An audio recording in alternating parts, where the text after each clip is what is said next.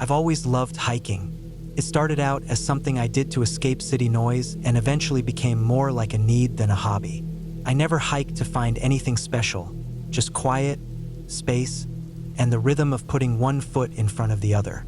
Over the years, I've hiked all over the world. I've been in the thick green of Appalachia, the dusty ridges of the Mojave, the forests of Central Europe, and the high, raw air of the Andes. I've seen wild animals, broken trails, washed out footbridges, and had my fair share of sketchy encounters with strangers. But two specific hikes, two moments, stand out from the rest. Both were in different places, on different continents, months apart. And in both, I came across something I still don't know how to explain. Carefully arranged piles of bones, deep in the woods, miles from any road or trailhead. The first time was in the Pacific Northwest. I had flown into Portland for work and tacked on 3 extra days to go hiking on my own. I wanted something quiet and mostly empty, no tourist-heavy spots. I found a loop trail online that started from an old forest road about 2 hours from the city. The trail wasn't on most of the popular apps, but it was listed in a forum by some locals. They said it was a little overgrown in places but manageable and led through a stretch of old-growth forest that had never been logged. I parked my rental on the side of the gravel road and started off with my pack, water, some energy bars, and a printed map. The air was cool, thick with the smell of moss and old wood. The trail was narrow, barely a path in places, and choked with ferns. But it was beautiful, huge trunks rising straight into the fog, silence broken only by birds and the wind in the branches. About 4 hours in, I stopped for a break.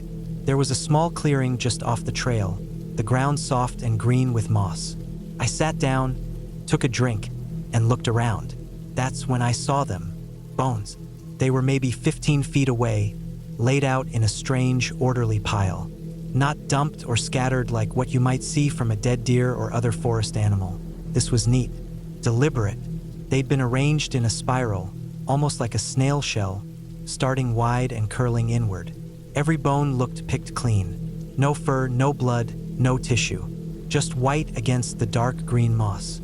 I thought maybe it was a memorial at first. Sometimes people do that when they find remains. But as I got closer, I realized there was no skull, which seemed odd, and the bones weren't all from the same kind of animal. Some were long and narrow, others thick and jointed. I spotted what looked like a human femur in the mix. I'm not an expert, but it was the right length and shape. There was also something about the way they were laid out, so careful, too careful. I stood there for a while, staring. I didn't touch anything. The air felt different around the pile, heavier. Still, I suddenly became aware of how far I was from everything. No cell signal. No one knew exactly where I was. The trail wasn't marked, and I'd passed no one since I started. I backed away slowly, trying not to make any noise. I didn't run, but I moved quickly, retracing my steps. I skipped the rest of the loop and went back the way I came. Every few minutes, I turned around to check behind me. Nothing, but the feeling didn't go away. It stuck to me like cold sweat until I reached the road again. I didn't report it. I told myself I was probably overreacting, that someone maybe found bones over time and made a weird little tribute. But I also couldn't stop thinking about that human-looking femur, about how clean everything was, and about how far from the road that pile had been. Months passed. I pushed it out of my head, kept hiking, kept traveling. I told no one, not because I thought it didn't matter, but because I didn't know how to explain it without sounding like I was making it up. Then, in South America, it happened again. This was in Argentina, near Bariloche. I'd been in Patagonia for over a week and had done a few hikes in the more popular areas. But I wanted something quieter. A ranger at a visitor center told me about an old, barely used trail that followed a stream up into the mountains and eventually connected to a ridgeline. It wasn't on most maps, but he marked it for me on paper. Said it wasn't dangerous, just a little remote. I packed up early and set out before sunrise.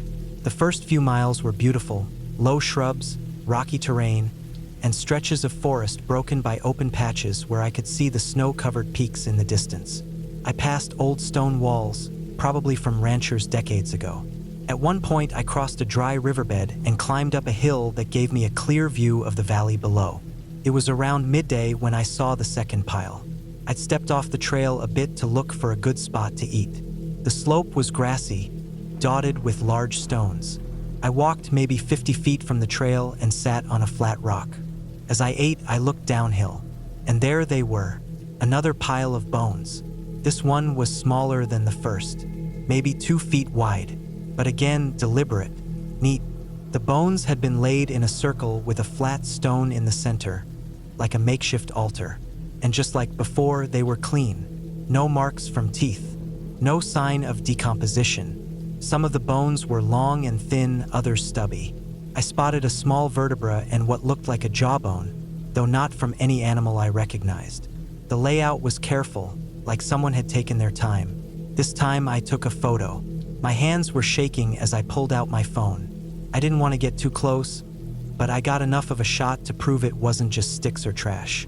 Then I left, fast. The whole way down I kept listening. For what? I don't know. I heard nothing. No steps, no animals, not even birds. Just wind. I passed no one the entire hike. When I reached the dirt road where my rental car was parked, I felt something I hadn't felt in years. Real fear. That night I stayed in a hostel in Bariloche. I didn't talk to anyone. I looked at the photo over and over again. It was real. It looked just like the first pile, though the arrangement was slightly different. Still deliberate, still clean, still wrong. I started looking online, not for ghost stories or missing hikers, just information. I searched forums, Reddit threads, even old anthropology articles.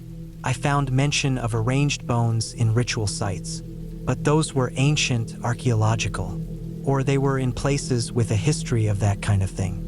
This wasn't that. These piles were modern, fresh in a way, and what bothered me most was how far out they were. Someone had gone to a lot of effort to carry bones, clean them, and arrange them in specific patterns, deep in the middle of nowhere. Twice. I never found a solid explanation. I showed the photo to a friend back in the States who had studied biology. He confirmed at least one of the bones looked human. He asked where I found it. I said I didn't want to say. I still don't. A few months later, I got curious again. I pulled up Google Earth and traced my steps from both hikes. I zoomed out and looked at the locations. Oregon and Argentina, 2 continents, thousands of miles apart. But I noticed something strange. Both places were within a narrow band of latitude, roughly the same distance from the equator, just flipped. I don't know if that means anything, but it stuck with me. So did the bones. I haven't stopped hiking, but I carry more now, more gear, a satellite communicator, even a small emergency beacon. I log every trail I plan to hike and tell multiple people exactly where I'll be.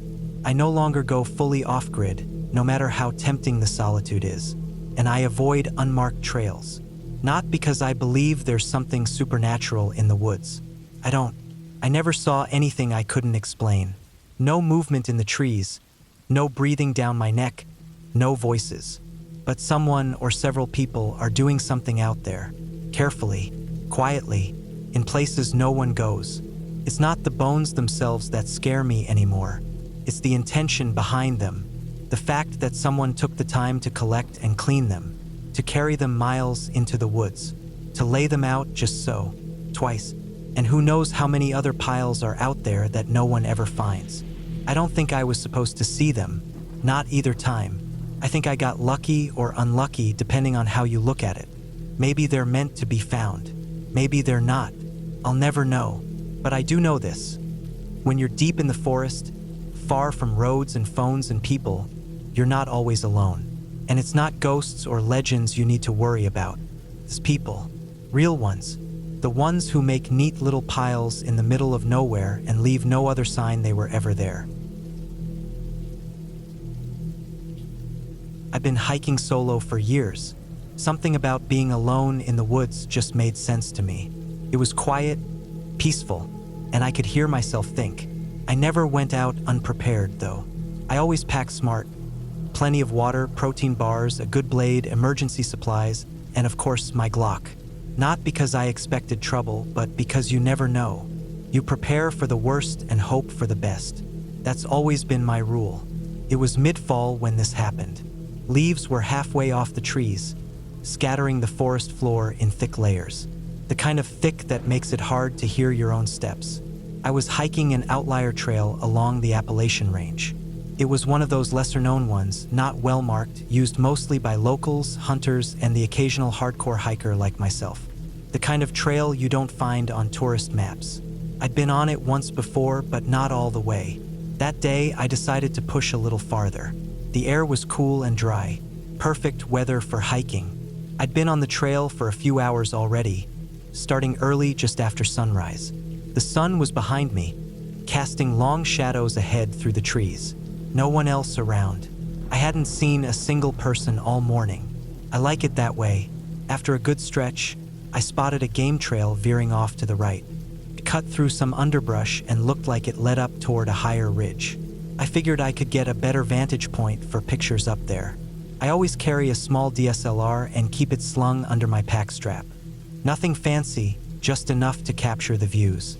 I stepped off the main path and started following the narrow trail, pushing through some brush and fallen branches.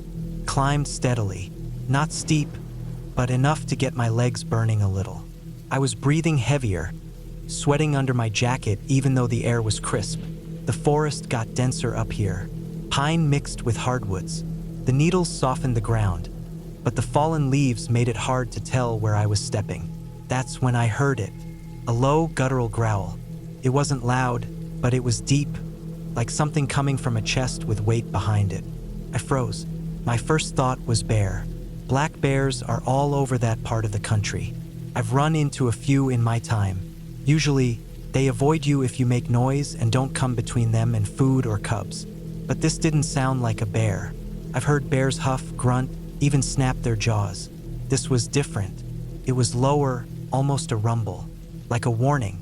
It came from a thick cluster of rhododendron, maybe 30 yards off the trail to my left. I stopped breathing for a second, just listening. The forest around me was dead silent. No wind, no birds, nothing. That's what bothered me. Even when there's a predator around, there's usually some sound. But this was pure quiet, the kind of quiet that makes your skin crawl. I stepped slowly to the side and tried to peer into the thicket. Nothing obvious. The sun was angled just right to cast shadows through the leaves, making it hard to make anything out. I didn't want to startle anything, but I wasn't about to get caught off guard either. I unstrapped my pack's chest clip with one hand and quietly drew my pistol with the other. I held it low but ready. I stood there for a solid minute. Nothing moved.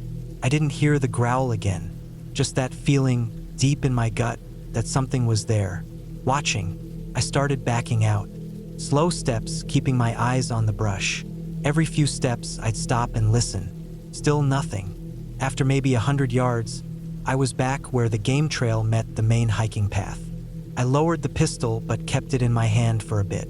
Finally, I reholstered it and moved on down the trail, heart still thumping harder than I liked. Maybe 10 minutes later, I spotted movement ahead. 2 people and a dog coming toward me. A man and a woman, mid-30s maybe, both with light packs. The dog was a large shepherd mix, tan and black, muscular, lean, and tense. The dog locked eyes with me immediately and started barking, pulling hard at the leash. The woman had both hands on the strap, trying to hold him back. The man was doing the same from the front loop on the harness. They didn't say anything, just nodded quickly as they passed, the dog straining toward me the whole time. I thought about saying something, warning them about the growl, but figured they wouldn't go off the main trail anyway. Most people don't mess with game trails unless they're hunters or looking for something specific. And with that dog, I figured they'd be fine. Honestly, I just wanted to get moving again and get some distance between myself and whatever had been in that thicket. I walked on for another 100 yards or so, found a decent clearing just off the trail, and decided to stop for lunch. There was a fallen log to sit on and a bit of a view down into a small ravine. I dropped my pack, pulled out a bottle of water and a protein bar, and sat in the quiet. The forest was starting to sound normal again. Birds chirping here and there, squirrels rustling in the leaves. That helped calm me down a little. Maybe I'd overreacted. Could have been a wild hog or even just my imagination playing tricks on me. About 10 minutes into my break, I heard the dog. It started barking again, loud and frantic. Not the kind of barking dogs do when they see another person. This was different, angry, desperate. And then it changed, yelping. Sharp, high-pitched yelps like it was hurt or scared. Then nothing. Dead quiet again. I was already halfway up before I even realized it. I shoved the food back in my bag, slung it on, drew my pistol again, and started back toward the direction they'd come from. I didn't run. I walked quick, focused. I kept my finger indexed, not on the trigger, but I was ready. I made it back to the spot where the game trail veered off. Nothing. I scanned the trees. No sound. I stood there for a bit, trying to hear anything. No voices. No movement. No barking. I stayed around the area for nearly 20 minutes. Circled a bit through the nearby trees, careful not to go too deep off the path. No sign of the couple. No sign of the dog. No dropped gear, no broken branches, no blood, no tracks. Just more silence. Eventually, I turned back and headed down the trail again. I checked the parking area when I got back to the trailhead. A white SUV was parked there. It hadn't been there that morning when I arrived. License plate was out of state. I waited around for a bit, maybe 40 minutes, but no one came back. That night, I couldn't sleep. I kept going over the growl in my head, the way the dog had sounded, the way it suddenly went quiet. I told myself they probably turned back after the dog freaked out. Maybe they cut cross-country to a different trailhead, but it didn't sit right. The next day, I called the local ranger station, told them I'd heard something strange and that a dog had gone ballistic, then quiet, and that I hadn't seen the couple again. I didn't mention the growl in detail, just that I'd been uneasy. The guy on the phone thanked me, said he'd take a look, but didn't seem overly concerned. Over the next few days, I checked the local news. Nothing. No missing persons. No incidents reported in the area. I even searched online forums, local Facebook pages, hiking groups. Still nothing. It's been over 2 years now. I never saw those people again. Never found out what that growl was. Never saw that dog again either. I've gone back to that trail once since, and I didn't feel right the whole time. Stayed on the main path. Didn't go up the game trail again. Didn't hear anything. Didn't see anything. But the woods felt different. Heavier. I still hike. Still carry my gear. Still carry my Glock. But I don't stray off trail much anymore. I don't ignore my gut. People always think the woods are peaceful, quiet, safe. But they forget it's a place where humans don't really belong. Not completely. There's stuff out there we don't always see. Predators, traps, people, accidents waiting to happen. And sometimes, you'll hear something you can't explain, and no one will ever believe you. The woods don't owe you answers. They just let you walk out if you're lucky. We had planned the trip for months. 4 of us, me, Jordan, Rick, and Connor. We all worked together in a small construction company out of Idaho Falls, and every year we took 1 week off for a serious hike. It was our thing. No fancy vacations, just us and the woods. We'd done Idaho, Washington, even dipped down into Utah once. This time we aimed higher, Montana, somewhere remote, rugged, and barely touched. Connor was the most experienced out of all of us. He'd grown up near Bozeman, spent his teens in the backcountry, worked some time as a guide in his 20s. He knew what he was doing. We trusted him completely. He wasn't cocky about it either, just steady, calm, always thinking ahead. He was our point man on the trail, always leading the way, checking maps, calling the shots on breaks and routes. We chose an area northwest of Yellowstone. Not a tourist-heavy spot. A good mix of dense forest, meadows, rocky passes, and mountain lakes.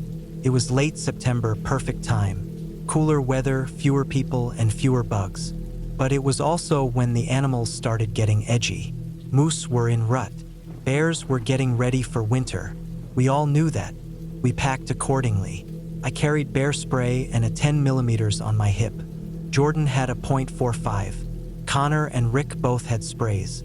We weren't looking for trouble, but we weren't stupid either. You don't go into deep Montana wilderness unarmed and unprepared. The first 2 days were solid. We hiked hard and steady, covered about 20 miles, made camp near a small alpine lake that Connor knew from past hikes. We saw signs of wildlife, elk droppings, a few bear tracks, and the occasional moose trail, but nothing close. The nights were cold but manageable. Clear skies, stars bright enough to make out the ridge lines in the dark.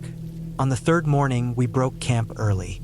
Connor had a spot in mind, high up on a ridgeline overlooking a wide valley below.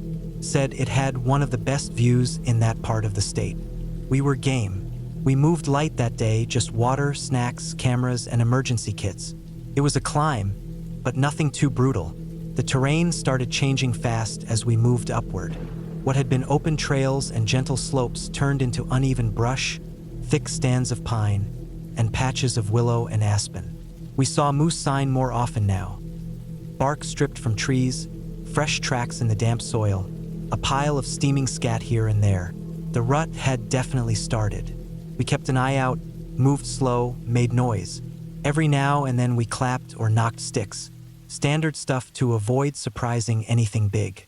Around late morning, the forest opened up into a small clearing, maybe 50 yards across, surrounded on all sides by thick trees and shrubs. The trail cut right through it. Connor didn't hesitate. He stepped in first and walked straight across. We followed in a loose line, maybe 15 feet between each of us. I was third in line behind Rick. As soon as Connor got about halfway through, he stopped. I saw his hand go up, the kind of motion we all knew to mean hold up. Rick stopped, I stopped. Jordan behind me froze too. Then I saw it. To the left, maybe 30 yards from Connor, standing half hidden behind a patch of willows, was a bull moose. Big, massive, at least 6 feet at the shoulder. Dark chocolate brown, with thick legs like telephone poles and a rack of antlers wider than a compact car. It didn't move at first, just stood there, head low, ears back, staring. It took a second for me to realize what we were seeing. I'd only seen a handful of moose in the wild before. None like this, none this close. Connor backed a single step. That's when it changed. The moose charged. No warning, no false step. It just exploded forward like a freight train. I've never seen anything that big move that fast. You hear moose and think slow, lumbering. Not this one. Covered 20 yards in a blink, head down, antlers swinging. Connor ran. Not back toward us, there was no time. He darted right, toward a small rise of boulders at the far edge of the clearing. He made it halfway up before the moose clipped him from behind. One of the antler tines caught his backpack and yanked him sideways. He disappeared behind the rocks. We heard a crash, then silence. The moose stopped right where Connor had been, snorting, stomping. Its breath came out in bursts of fog. It turned slowly toward the rest of us. We were frozen. I had my hand on the grip of my pistol but didn't draw. Firing at a moose was a bad idea unless it was your last option. And at that moment, we didn't need to shoot. The animal looked at us, huffed again, then turned and walked off the way it came, back into the trees. It vanished like smoke, silent, fast. For a few seconds, no one moved. Then Rick ran forward. I followed. Connor was down in the rocks, halfway wedged between two boulders.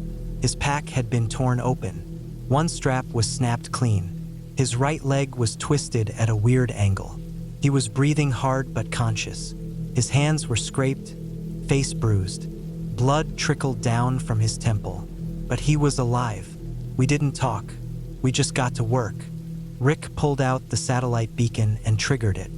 I kept watch, scanning the edge of the trees for any sign the moose might come back. Jordan helped get Connor's leg stabilized. From the angle and swelling, we guessed it was a clean break, maybe the tibia. His shoulder was also banged up. Later, we'd find out it was dislocated. Within an hour, a chopper came. The GPS signal took them right to us. They landed in the clearing, blades kicking up dirt and leaves.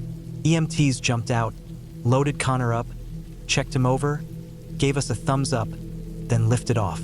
We were all shaking once they were gone. That kind of thing doesn't hit you right away.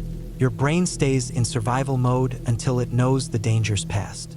Only then do you start feeling the adrenaline drain out, your hands tremble, your mouth go dry. We sat there for a long time. None of us said anything, just sat, breathing, staring at the place where the moose had vanished. Later that day, we hiked back down, took it slow.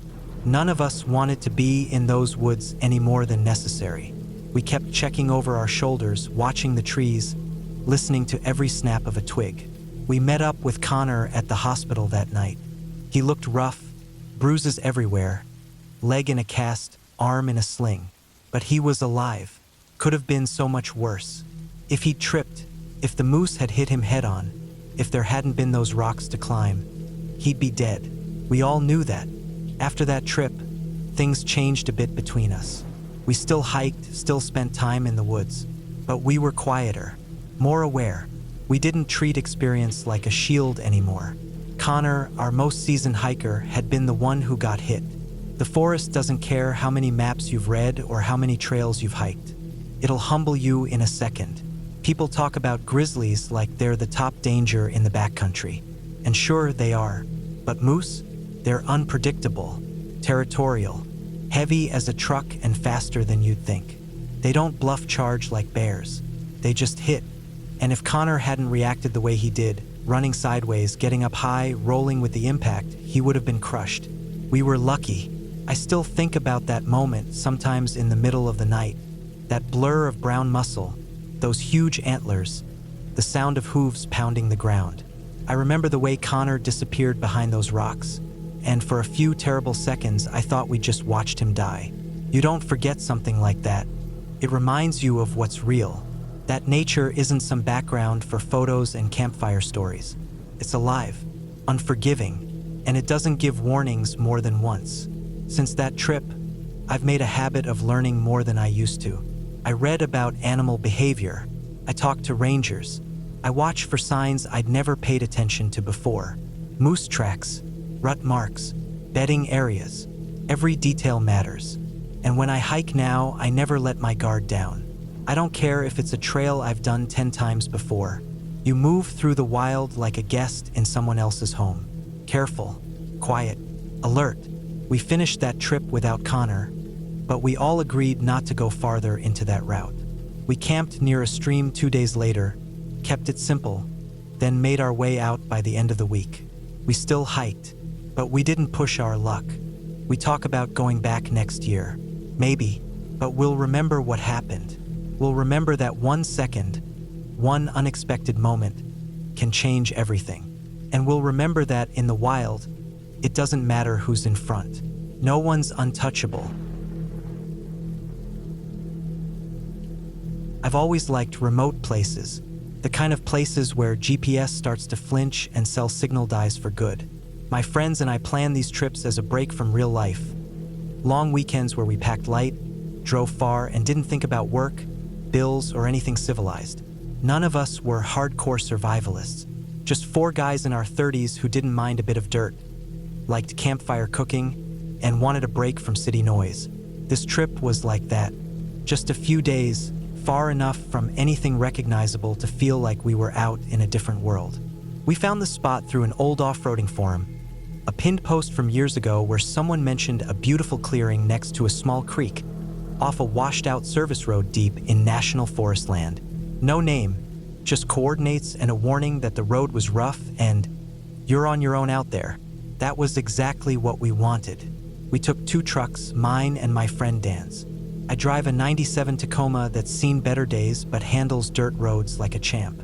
Dan has a newer 4Runner, more comfort than capability, but it gets the job done. We drove out early on a Thursday, taking side roads that eventually turned to gravel, then rock, then something barely resembling a path. It took us about 4 hours from the nearest gas station to make it to the spot, and the spot was perfect. A wide clearing surrounded by tall pines, flat enough for tents but far enough from any traffic, if you could even call it that. A small creek ran along the edge, cold and clean.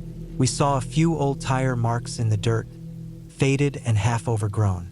No footprints, no recent trash. Felt like we had the place to ourselves. We set up camp, 2 tents, one for me and Mark, one for Dan and Chris. A fire ring from someone long ago still sat near the center, and we used it that first night.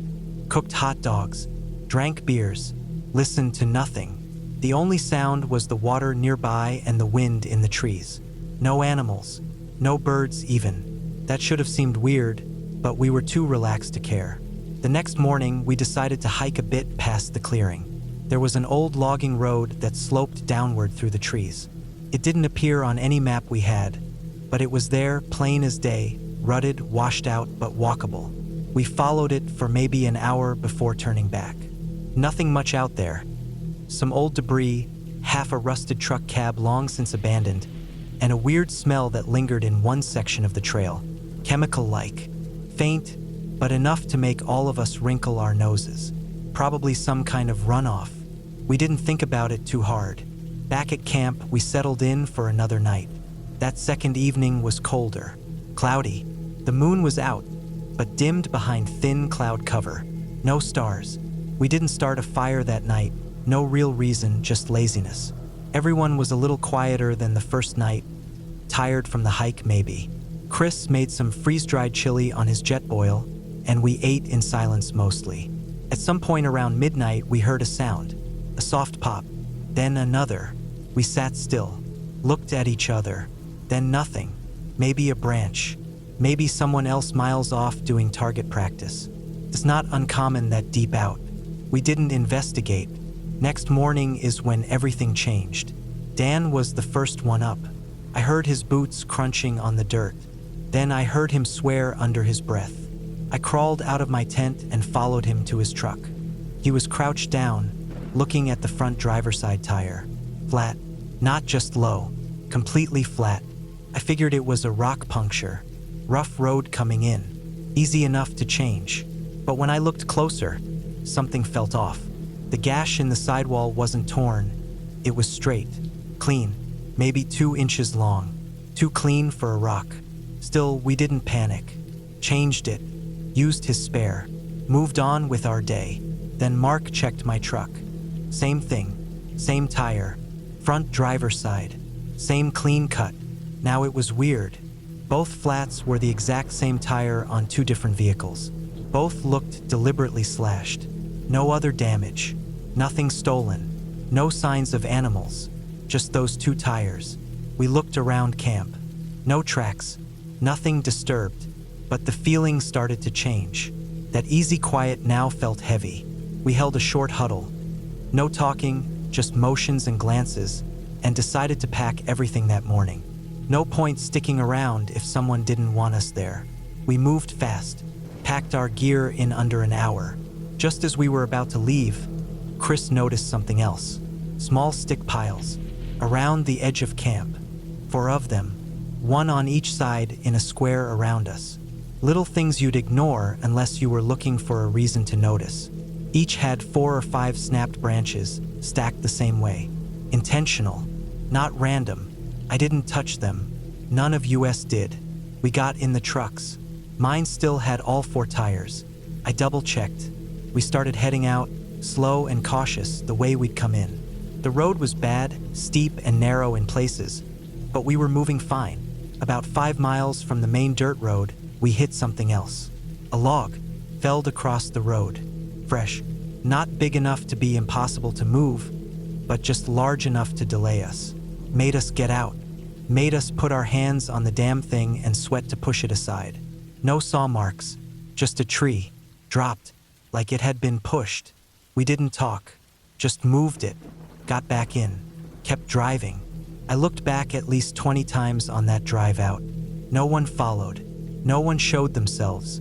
We got back to where the gravel met pavement by late afternoon. Everyone let out a kind of breath at the same time, like we'd been holding it since morning. Then we checked the trucks again. Chris walked around mine first. All good. Dan's truck? His spare. The one we'd put on that morning. Slashed. Same tire. Same place. Clean cut. But we'd been driving all day. On gravel, rock, potholes. If it had been slashed earlier, it should have gone flat long before. But it held until we reached the edge of civilization. Felt like a message. Like someone knew we'd be nervous if it happened again, but didn't want to stop us from getting out. Just make sure we got the point. That was it for us. We didn't go to the cops. What would we say? We didn't go back.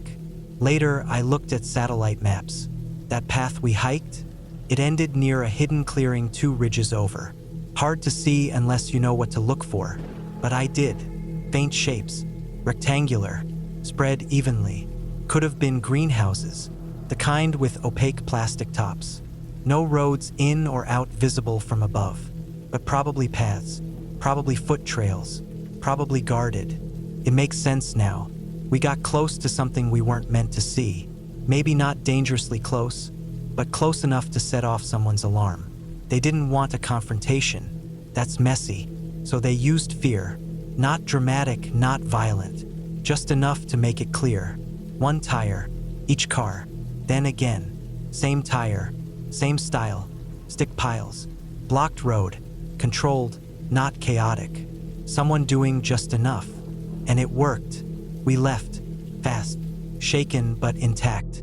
Whoever was out there, whatever they were guarding, they were smart. Smarter than the typical backwoods lunatic people talk about. They didn't want us hurt. They just wanted us gone. And we got the message. We never talked about it much after that. Just an understanding between us. Like a lesson. The woods don't have to be wild to be dangerous. Sometimes it's the people hiding in them who are the most serious threat. I still hike, still go out, but now I trust my gut more.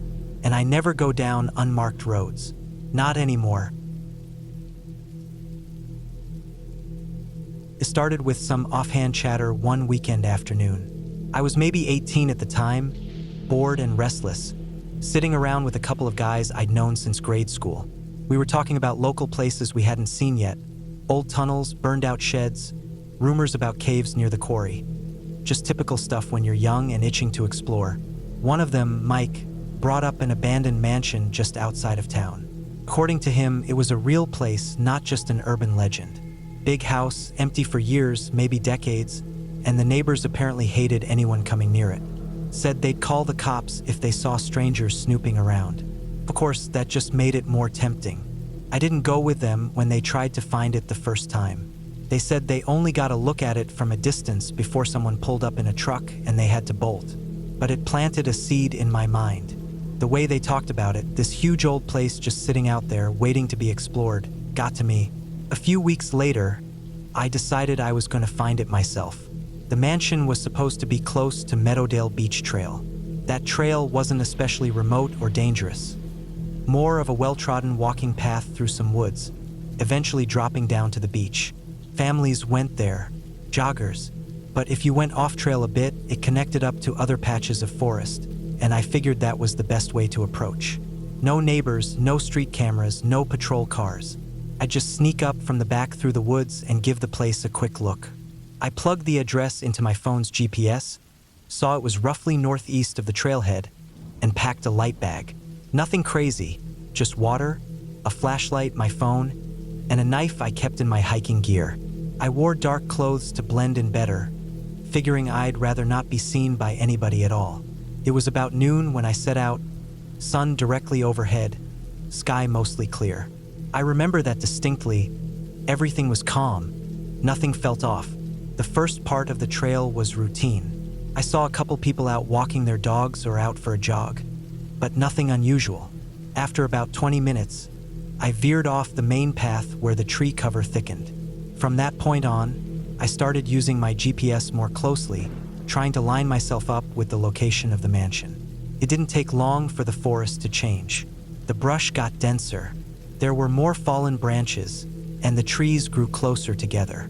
It was obvious that most people didn't come this way. I kept going, stepping around ferns and ducking under limbs, checking my phone every few minutes. After another 15 minutes or so, I stumbled out onto a strange stretch of pavement. It was a narrow, paved back road cutting through the woods. No signs, no lines, just a stretch of old asphalt cracked and dirty with moss growing through the edges. It was out of place. I hadn't seen anything like it on the satellite view. I stood there for a second, catching my breath and listening. That's when I thought I heard a vehicle, just the faintest rumble, like tires on pavement. My heart jumped. I looked both ways and didn't see anything, but I panicked. I darted across the road and climbed up the steep embankment on the other side. It was steeper than I expected, and the loose dirt made it hard to get good footing. I grabbed at roots and rocks, pulling myself up as fast as I could. When I finally got to the top and crouched down behind a thick patch of brush, I looked around to see where I was. What I saw stopped me cold. There was a camp just ahead of me, maybe a dozen tents spread out across a clearing in the woods. They weren't bright-colored camping tents like you'd see at REI or in campgrounds. These were older, beat-up, mismatched. Some were military style. Others looked like they'd been stitched together from tarps and sheets. There were no camp chairs, no coolers, no visible cooking setup. Just the tents and some plastic crates stacked here and there. It was eerily quiet. No voices, no movement, just a stillness that made the hairs on my arms rise. It was early afternoon, plenty of daylight, and yet something about the camp felt off. I don't know what I expected from an illegal campsite or a homeless encampment out in the woods, but this felt more deliberate. There was a kind of order to how it was arranged, like the tents had been carefully placed with enough space between them. I didn't see any trash, which was odd, and it didn't look abandoned either. No weather damage, no signs of decay. I didn't stick around long. Something about it made me want to get the hell out. I quietly backed away from the brush and started moving downhill, taking a wider arc to avoid the road. I never saw anyone, but the entire time I kept feeling like I was being watched. That creeping sensation on your neck, like eyes were tracking you but you can't pin down where from. I made it back to the trail and got out without seeing anyone else. I didn't tell my friends what I saw. I figured they'd either call bullshit or want to go check it out for themselves, and I didn't want to go back. But I didn't let it go either. The mansion still had its grip on me. A couple of months later, on a cloudy weekday morning, I decided to try again. This time, I followed a different route, one that came in from a different trailhead on the far side of the woods. I never crossed that back road again, never even got close to the tents. And eventually, I did find the house. It was exactly what I expected. A large, decaying structure hidden behind overgrown trees and a rusted metal gate. Paint peeling, windows boarded or broken, the yard swallowed by weeds.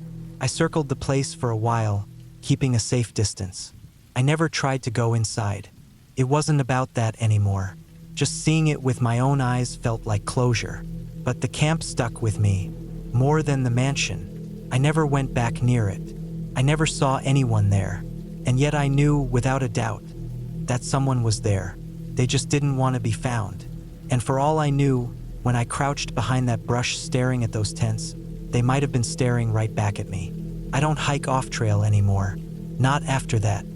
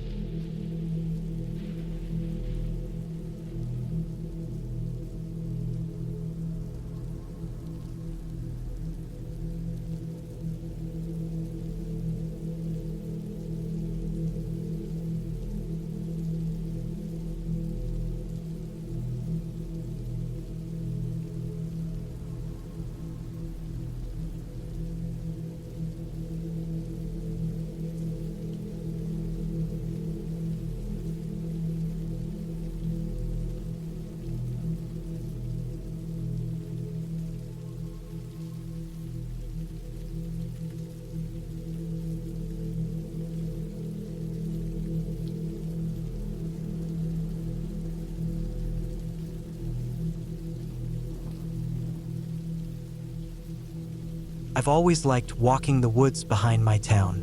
They're not part of any state park or designated trail system, just acres of old forest stretching behind the housing developments and scattered farmland that make up most of this area.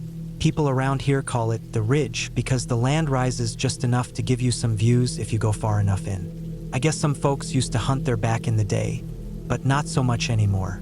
You'd think with how close it is to town, there'd be more foot traffic, but there's never been. Most people I talk to don't even know the trails are back there. Or they know and just avoid them. I'm not sure why. Maybe they just don't care for being out in the woods alone. But I do. I like the quiet. I like being out there when the sun's just coming up. I'll take off around midnight sometimes, after I'm done with everything for the day. I put on a headlamp and bring a thermos of coffee, maybe a granola bar or two, and I just start walking. There's a trailhead a few blocks from where I live, though you have to climb over a fallen fence to get to it now. From there, it winds about a mile into the woods before splitting off into other overgrown paths that don't really go anywhere in particular. Sometimes I'll bring a compass and see if I can find new paths or mark old ones. Sometimes I'll follow deer trails. I've never gotten lost, and I know that patch of woods better than any place else. It was in early October when I saw the shanty town. I remember the night clearly. The air had that kind of weight to it that comes before real cold sets in, heavy and still, almost warm but not quite. I've been walking for about an hour, maybe more. I wasn't trying to get anywhere specific. I was just letting my legs move while my mind drifted. I didn't even have music in my ears that night. Just the sound of the leaves underfoot and the occasional crack of a branch far off in the dark. Around 2 in the morning, I crested this little rise where the trail split. Usually, I take the right fork because it leads to an overlook, but something made me go left that time. I can't say why, just felt like a change. The left trail dips down into a shallow hollow, which then flattens out and gets real quiet. It's always been like that, almost like the sound disappears down there. The trees are packed tighter and there's thick undergrowth, and even in daylight, the place stays dim. I walked maybe 50 yards in and then stopped. I thought I saw something through the trees off to my right, just a glimmer of movement. It looked like light, flickering low to the ground. I shut off my headlamp and crouched a little, squinting through the branches. That's when I noticed the fire. It was small, low to the ground, and steady, not wild or spreading, just burning like someone had built it on purpose. I figured maybe someone else had wandered in here and set up camp, though it'd be a weird spot to do that. No water nearby, no flat ground, nothing but trees and scrub. I pushed through the brush to get a better look. The fire was maybe 40 feet off the trail. When I got closer, I realized it wasn't just a fire. It was a whole setup. There were shelters, dozens of them, little makeshift huts made from scrap wood, old metal signs, broken tent poles, tarps, even bed sheets strung over low-hanging branches. Some were big enough to crawl into. Others were just lean-tos. One had a table made out of cinder blocks and plywood with an old cooking pot on it. Another had an upturned shopping cart filled with what looked like clothes and trash bags. And in the middle of it all, a fire pit made out of a rusted car tire. Flames were licking up just high enough to give everything around it that soft orange glow. But there was no one there. I stood still for a long time just looking around, listening. Nothing. No footsteps. No voices. Not even a cough. Just the quiet pop of the fire and the rustle of wind in the trees. The place looked like it could have held a dozen people, easy. Maybe more if they didn't mind being close. But every hovel was empty. Some had sleeping bags half rolled out. One had a radio with a wire sticking up like an antenna. Another had a backpack leaning against the entrance. The zippers were open, and I could see a toothbrush and a deck of cards inside. Everything looked used. Not abandoned, not wrecked, used. Like whoever lived there had just stepped out for a second. But there was no trail out. No sign of where they'd gone. I kept my light off and walked slow. I didn't want to spook anyone, just in case someone was still around. I checked a few of the shanties, peeking inside. They all had little bits of life in them. Empty cans, worn-out boots, folded jackets, even a photo in one of them, tucked into the wall with a pushpin. I looked at it for a long time. It was a woman holding a baby. The picture was faded, edges curling up, but not ruined. I started to feel weird then, not scared exactly, but wrong, like I shouldn't be there, like I was trespassing on something private. I stepped back from the shelters and circled wide around the fire. I didn't want to touch anything. I didn't even want to leave footprints in the packed dirt. I was just trying to take it all in. It wasn't just the fact that it was empty. It was how quiet it was. The whole place felt paused, like someone hit a button and froze time, and I was the only one still moving. I crouched down and looked at the fire. It was fresh. The wood was still solid, not crumbling, and there was no smell of long burnt ashes. Someone had built it within the last few hours, maybe less. I stayed there for maybe 15 minutes just watching, waiting. Then I heard something, a long, slow cracking sound, like a stick being stepped on. It came from deeper in the woods, beyond the far edge of the camp. I stood up straight and looked that way. Nothing, just darkness. I held my breath, listening. Another crack, then another. I turned and left. I didn't run, but I didn't waste time either. I walked fast, kept to the trail, didn't look back. When I got back to the fork, I took the right path this time and climbed up to the overlook. I stayed there until dawn, sipping cold coffee and watching the sun come up over the trees. My legs were stiff and my hands wouldn't stop fidgeting. I didn't tell anyone about it at first. It felt strange to talk about, like maybe I'd stumbled into something I wasn't supposed to see, but it kept nagging at me. So a few days later, I went back. It was late afternoon this time, still light out. I followed the same trail, same hollow, same spot. Nothing. The camp was gone.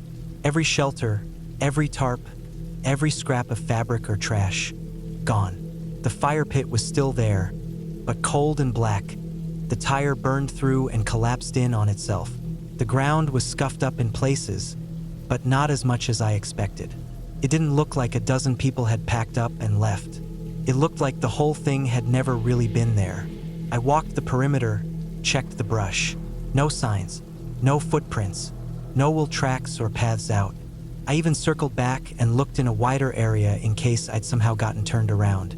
Still nothing. I went back 3 more times over the next couple of weeks. Same thing, just quiet woods. No signs of life. No sign that anyone had ever camped there. Eventually, I stopped going that way. I still hike, still go out late, still watch the sunrise from the ridge when I get the urge. But I don't take the left fork anymore. I don't go near that hollow, and I haven't seen anything like that since. But I think about it sometimes, about the fire still burning and the shelters so carefully built, about the photo in the wall and the toothbrush in the open bag. I wonder what happened to the people who lived there. I wonder why they left in the middle of the night. I wonder why they left everything behind. And most of all, I wonder if they ever came back. Because if they did, I never saw them. And if they didn't, where did they go?